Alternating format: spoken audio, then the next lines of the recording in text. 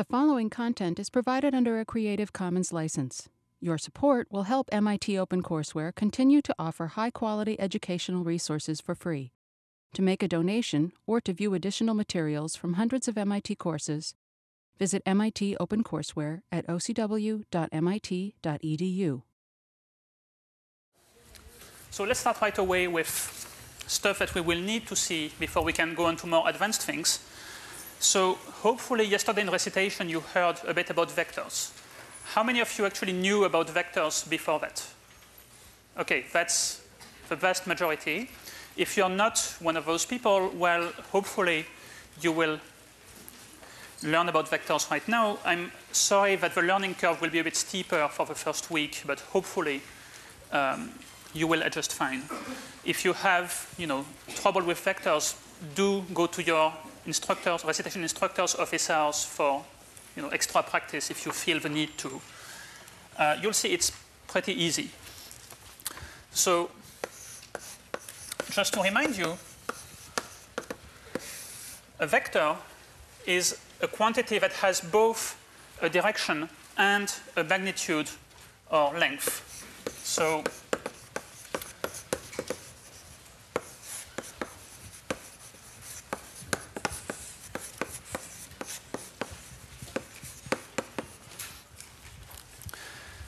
concretely, the way you draw a vector is by some arrow like that, okay? And so it has a length, and it's pointing in some direction. And so now the way that we compute things with vectors typically is we introduce a coordinate system. So if we're in the plane x, y axis, if we're in space x, y, z axis, so usually I will try to draw my x, y, z axis consistently to look like this. And then I can represent my vector in terms of its components along the coordinate axis. So that means when I have this arrow, I can ask how much does it go in the x direction, how much does it go in the y direction, how much does it go in the z direction. And so, for example, let's call this vector A. So a small convention. When we have a vector quantity, we put an arrow on top to remind us that it's a vector. If it's in a textbook, then sometimes it's in bold because it's easier to typeset. If you've tried, in your favorite word processor, there's bold is easy and vectors are not easy. So the vector, you can try to decompose in terms of unit vectors directed along the coordinate axis. So the convention is there's a vector that we call I hat that points along the x-axis and has length 1. There's a vector called j hat that does the same along the y-axis, and a k hat that does the same along the z-axis. And so we can express any vector in terms of its components. So the other notation is a1, a2, a3 between these square brackets. Well, maybe I should say angular brackets.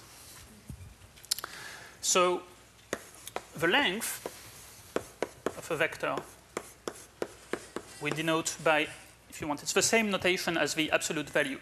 So that's going to be a number, or as we say now, a scalar quantity. Okay, so a scalar quantity is a usual numerical quantity as opposed to a vector quantity. And its direction is sometimes called dir of A, and that can be obtained just by scaling the vector down to unit length. For example, by dividing it by its length. Okay. So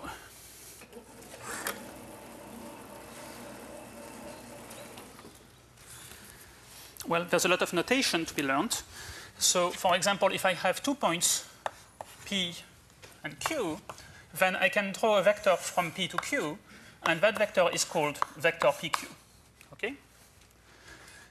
So maybe we'll call it A. But a vector doesn't really have necessarily a starting point and an ending point. Okay? So if I decide to start here, and I go by the same distance in the same direction, this is also the vector A. It's the same vector. So a lot of vectors will draw starting at the origin, but we don't have to. Okay? So let's just check and see how things went in recitation. Where did I put it? So let's say that I give you the vector 3, 2, 1. And so what do you think about the length of this vector?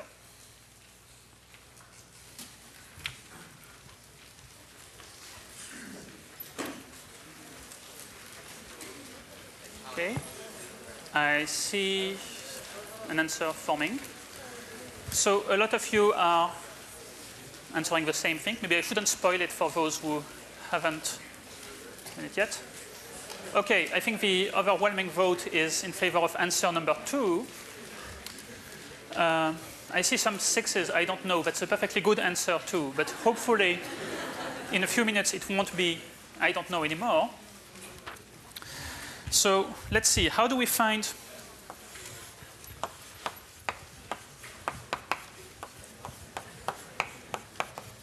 the length of a vector 3, 2, 1? Well, so this vector A, it comes towards us along the x-axis by 3 units. It goes to the right along the y-axis by 2 units. And then it goes up by 1 unit along the z-axis. Okay, so it's pointing towards here. That's pretty hard to draw. So how do we get its length? Well, maybe we can start with something easier, the length of a vector in the plane. So observe that A is obtained from a vector B in the plane. Let's say B equals 3i hat plus 2j hat. And then we just have to still go up by 1 unit. Okay? So let me try to draw a picture in this vertical plane that contains A and B.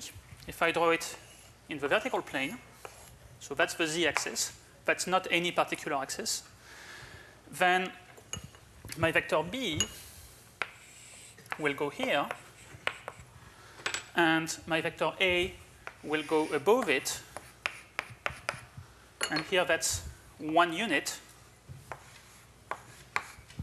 And here I have a right angle. So I can use the Pythagorean theorem to find that length A squared equals length B squared plus 1.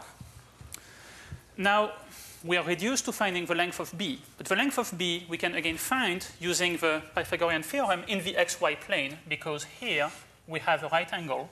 Here we have 3 units, and here we have 2 units.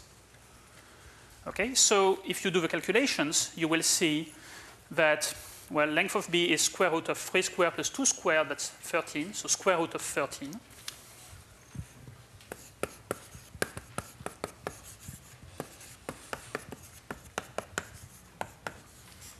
And length of A is square root of length B squared plus 1, squared if you want, which is going to be square root of 13 plus 1 is square root of 14.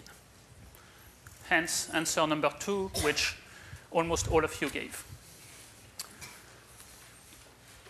Okay, so the general formula, if you follow what we did, in general, if we have a vector with components A1, A2, A3, then the length of A is the square root of A1 squared plus A2 squared plus A3 squared. Okay, any questions about that? Yes? Does this pattern continue for values above A3? A4? Yes, so in general, we indeed can consider vectors in abstract spaces that have any number of coordinates, and then you have more components. In this class, we'll mostly see vectors with 2 or 3 components only, because they are easier to draw, and because a lot of the math that we'll see works exactly the same way, whether you have 3 variables or a million variables. If we had a vector with more components, then we would have a lot of trouble drawing it, but we could still define its length in the same way by summing the squares of the components. So I'm sorry to say that here, multivariable, multi will mean mostly 2 or 3. But be assured that it works just the same way if you have 10,000 variables. Just calculations are longer. OK. More questions? No? OK. So what else can we do with vectors? Well, another thing that I'm sure you know how to do with vectors is to add them or to scale them. So vector addition. So if you have 2 vectors, A and B, then you can form their sum A plus B. How do we do that? Well, first, I should tell you, vectors, they have this double life. They're at the same time geometric objects that we can draw like this on pictures, and they're also computational objects that we can represent by numbers. So every question about vectors will have 2 answers, one geometric and one numerical. Okay, so let's start with the geometry. So let's say that I have 2 vectors, A and B, given to me. And let's say that I thought of drawing them at the same place to start with.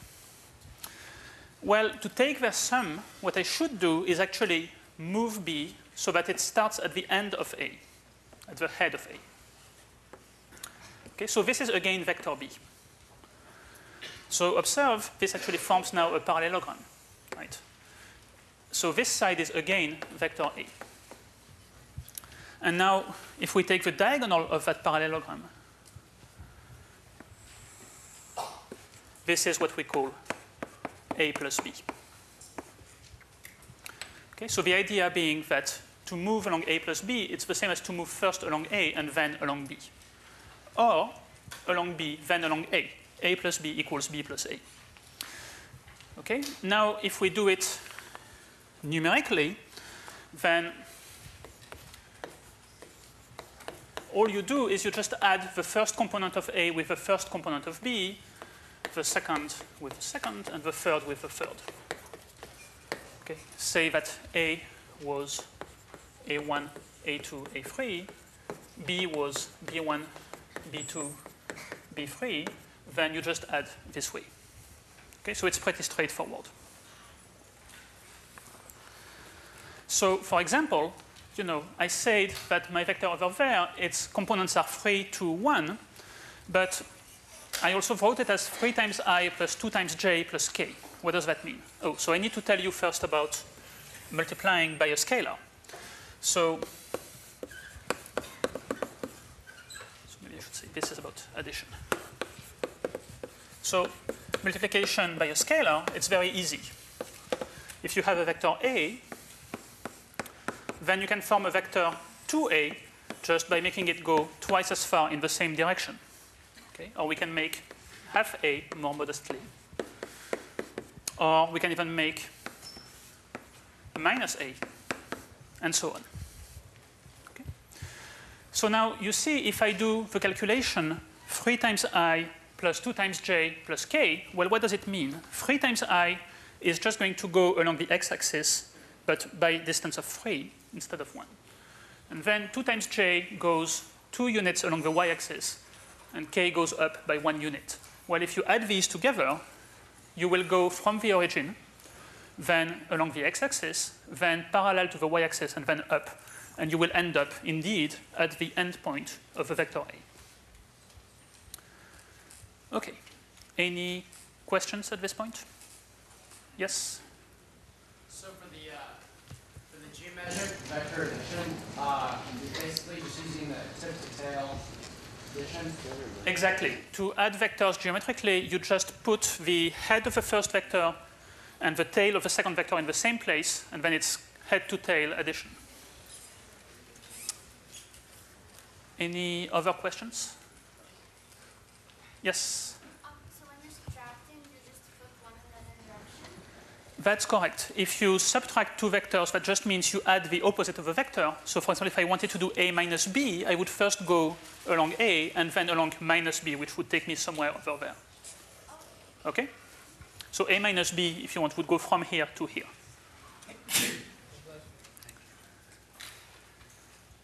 Okay. So, well, hopefully you've kind of seen that stuff either before in your lives or at least yesterday. So I'm going to use that as an excuse to move quickly forward. But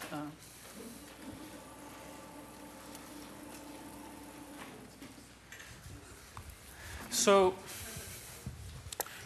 now we're going to learn a few more operations about vectors. And these operations will be useful to us when we start trying to do a bit of geometry. So of course, you've all done some geometry, but we're going to see that geometry can be done using vectors. And actually, in many ways, it's the right language for that. And in particular, when we learn about functions, we really will want to use vectors more than maybe the other kind of geometry that you've seen before. I mean, of course, it's just a language in a way. I mean, we're just reformulating things that you have seen, you already know since childhood. But you'll see that the notation somehow helps to make it maybe more straightforward. So what is dot product? Well, dot product is a way of multiplying two vectors to get a number, a scalar. And, well, let me start by giving you a definition in terms of components. So what we do, let's say that we have a vector A with components A1, A2, A3, a vector B with components B1, B2, B3. Well, we multiply the first component by the first component, the second by the second, the third by the third. If you have n components, you keep going, and you sum all of these together. Okay, and important, this is a scalar. Okay, you do not get a vector, you get a number. I know it sounds completely obvious from the definition here, but in the middle of action, when you're going to do complicated problems, it's sometimes easy to forget. So that's a definition. What is it good for? Why would we ever want to do that? That's kind of a strange operation. So probably to see what it's good for, I should first tell you what it does geometrically. Okay, so what does it do geometrically?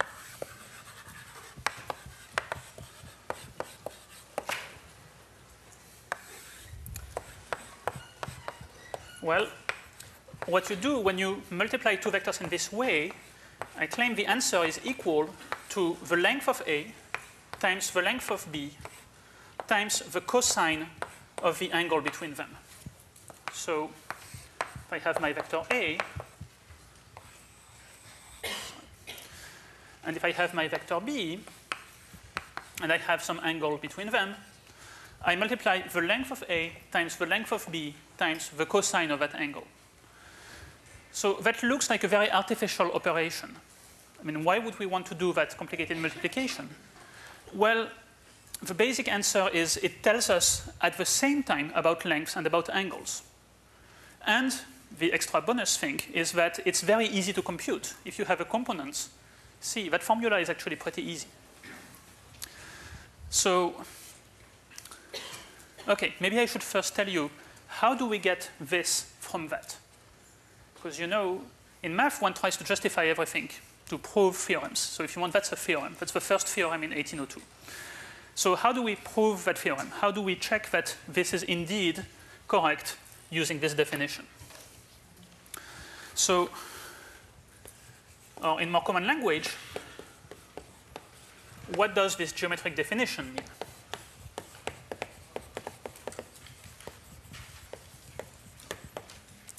Well, the first thing it means, before we multiply two vectors, let's start multiplying a vector with itself. That's probably easier. So if we multiply a vector A with itself using this dot product, so by the way, I should point out we put this dot here, that's why it's called a dot product. So what this tells us is we should get the same thing as multiplying the length of A with itself, so squared, times the cosine of the angle, but now the cosine of an angle of 0, cosine of 0, you all know is 1. Okay? So that's going to be length A squared. Well, does that stand a chance of being true? Well, let's see. if we do a dot a using this formula, we will get a1 squared plus a2 squared plus a3 squared. That is indeed the square of the length.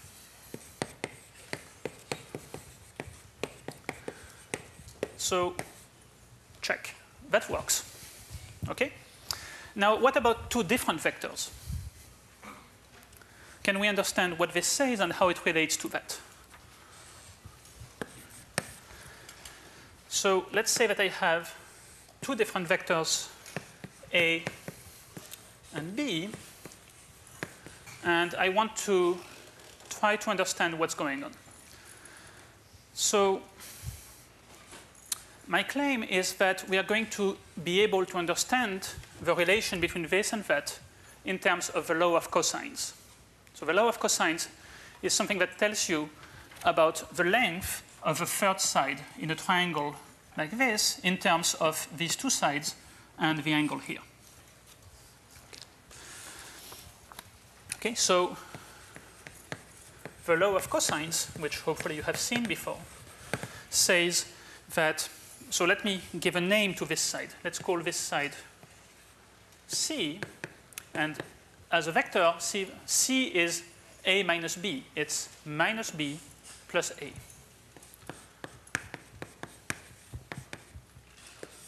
So it's getting a bit cluttered here. So the law of cosines says that the length of the third side in this triangle is equal to length A squared plus length B squared. Well, if I stopped here, that would be Pythagoras, but I don't have a right angle. So I have a third term, which is twice length A, length B, cosine theta. Okay? Has everyone seen this formula sometime? Yeah, no. I hear some yes, I hear some no's. Well, it's a fact about, I mean, you probably haven't seen it with vectors, but it's a fact about the side lengths in a triangle. And, well, I'm not sure that well, let's say if you haven't seen it before, then this is going to be a proof of the law of cosines, if you believe this. Otherwise, it's the other way around.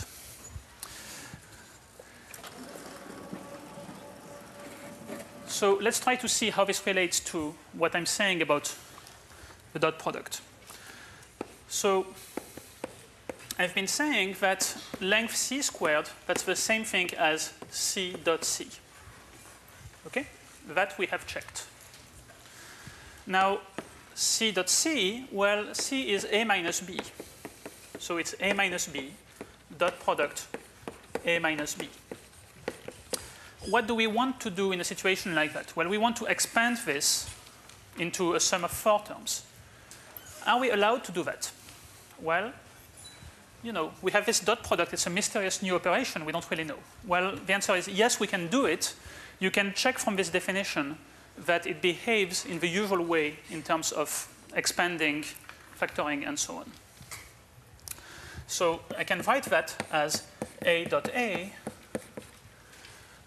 minus A dot B minus B dot A plus B dot B. Okay. So A dot A is length A squared.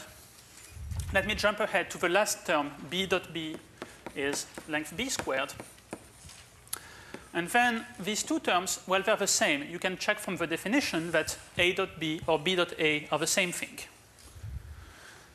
So there's no hidden trick here. This is really minus twice A dot B.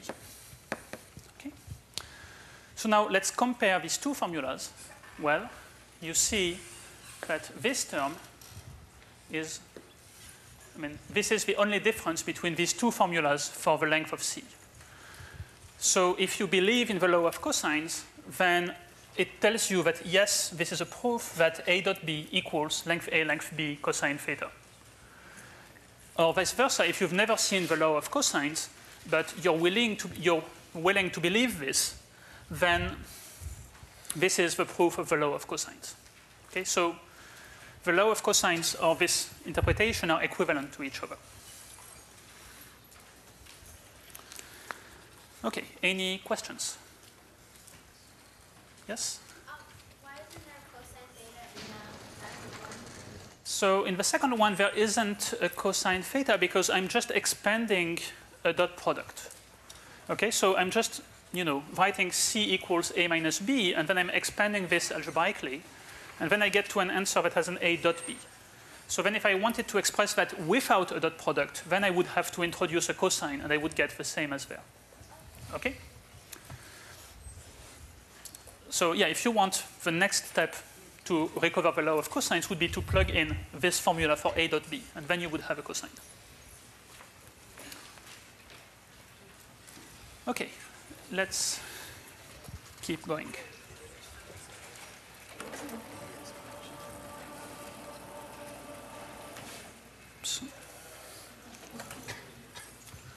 Okay, so what is this good for? Now that we have a definition, we should figure out what we can do with it.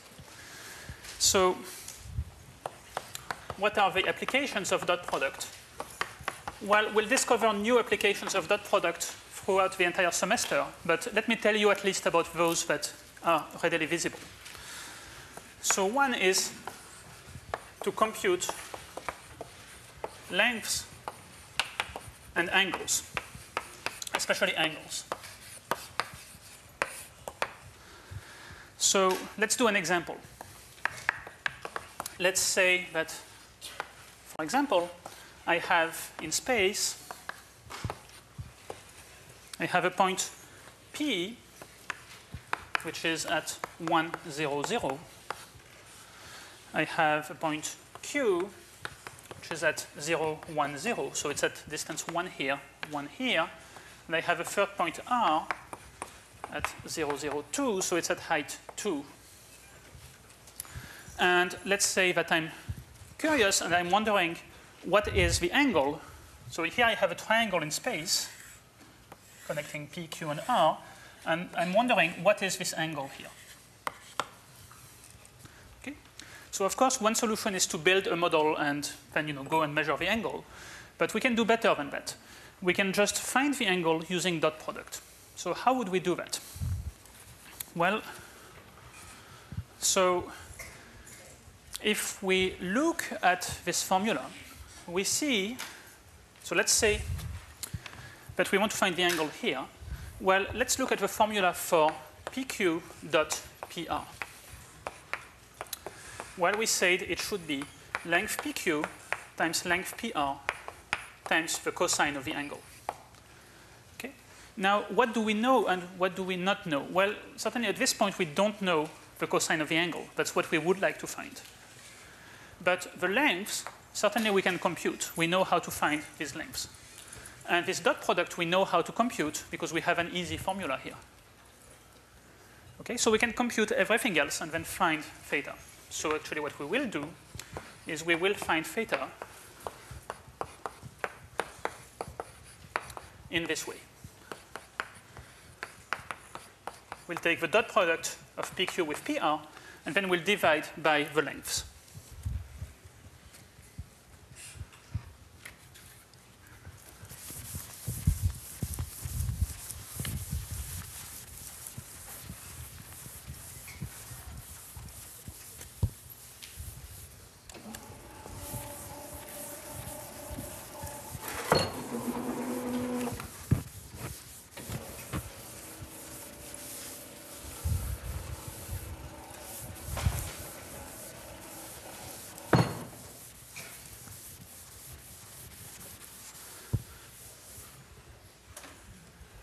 Okay, so let's see. So we said cosine theta is PQ dot PR over length PQ, length PR. So let's try to figure out what is vector PQ. Well, to go from P to Q, I should go -1 unit along the x direction, +1 unit along the y direction, and I'm not moving in the z direction. So to go from P to Q, I have to move by -1, 1, 0. To go from P to R, I go -1 along the x-axis and +2 along the z-axis. So PR, I claim, is this. Okay? Then the lengths of these vectors, well, we take -1 squared plus 1 squared plus 0 squared, square root, and then same thing with the other one.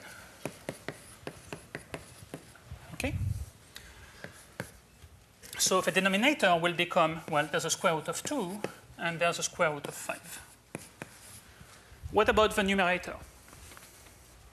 Well, so remember, to do the dot product, we multiply this by this, then that by that, that by that, and we add. -1 times -1 makes 1. Plus 1 times 0, that's 0. 0 times 2 is 0 again. So we will get 1 over square root of 10. Okay? That's the cosine of the angle. And of course, if we want the actual angle, well, we have to take a calculator, find the inverse cosine, and you'll find that it's about 71.5 degrees.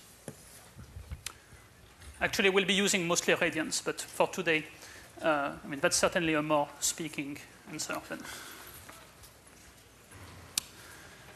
Okay, any questions about that? No? Okay, so in particular, I should point out one thing that's really neat about the answer. See, I mean, we got this number. We don't really know what it means exactly because it mixes together the length and the angle. But one thing's interesting here, it's the sign of the answer. The fact that we got a positive number. So if you think about it, the lengths are always positive. So the sign of the dot product is the same as the sign of cosine theta. So in fact,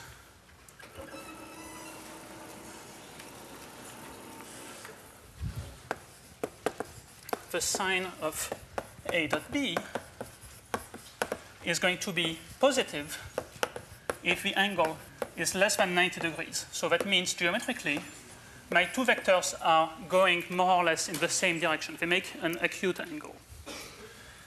It's going to be 0 if the angle is exactly 90 degrees. Okay? Because that's when the cosine will be 0. And it will be negative if the angle is more than 90 degrees. So that means they go rather in opposite directions.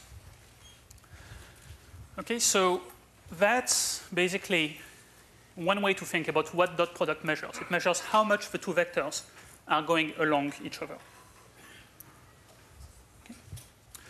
And that actually leads us to the next application. So let's see, did I have a number 1 there? Yes, so if I had a number 1, I must have a number 2. The second application is to detect orthogonality. It's to figure out when two things are perpendicular. Okay, so orthogonality is just a complicated word from Greek to say things are perpendicular. So let's just take an example. Let's say I give you the equation x plus 2y plus 3z equals 0. Okay? So that defines a certain number, a certain set of points in space. And what do you think the set of solutions looks like if I give you this equation? So far I see 1, 2, 3 answers. Okay.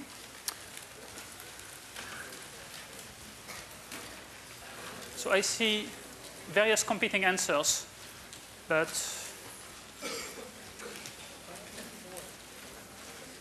yeah, I see a lot of people voting for answer number 4. I see also some I don't knows and some other things, but the majority vote seems to be a plane. And indeed, that's the correct answer. So how do we see that it's a plane?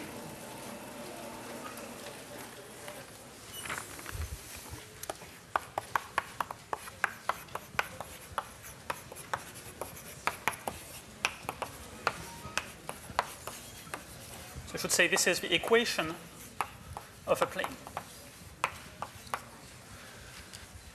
So there's many ways to see that. And I'm not going to give you all of them, But here's one way to think about it. So let's think geometrically about how to express this condition in terms of vectors. So let's take the origin, O by convention is the point 0, 0, 0. And let's take a point P that will satisfy this equation or not. So at coordinates x, y, z. So what does this condition here mean? Well, it means the following thing. So let's take the vector OP. Okay, so vector OP, of course, has components x, y, z. Now, we can think of this as actually a dot product between OP and a mysterious vector that won't remain mysterious for very long, namely the vector 1, 2, 3. Okay, so this condition is the same as OP dot A equals 0. Right? If I take the dot product OP dot A, I get x times 1 plus y times 2 plus z times 3. But now, what does it mean that the dot product between OP and A is 0? Well, it means that OP and A are perpendicular. Okay? So I have this vector A. I'm not going to bother to draw it realistically. Let's say it goes, for example, this way. Then a point P solves this equation exactly when the vector from O to P is perpendicular to A. And I claim that defines a plane. For example, if it helps you to see it, take a vertical vector. What does it mean to be perpendicular to the vertical vector? It means you're horizontal. It's the horizontal plane. Here, it's a plane that passes through the origin and is perpendicular to this vector A.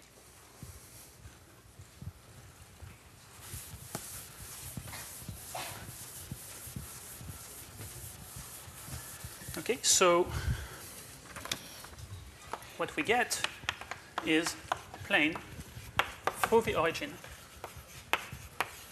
perpendicular to this guy A. And in general, what you should remember is that two vectors have a dot product equal to 0 if and only if that's equivalent to cosine of the angle between them is 0. That means the angle is 90 degrees. That means A and B are perpendicular. So we have a very fast way of checking whether two vectors are perpendicular. Okay. So one additional application, I think we'll see that actually tomorrow, is to find the components of a vector along a certain direction. So I claim we can use this intuition I gave about dot product telling us how much two vectors go in the same direction to actually give a precise meaning to the notion of component of a vector, not just along the x, y, or z axis, but along any direction in space.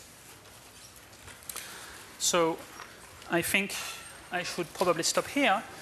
But I will see you tomorrow at 2 here. And we'll learn more about that and about cross product.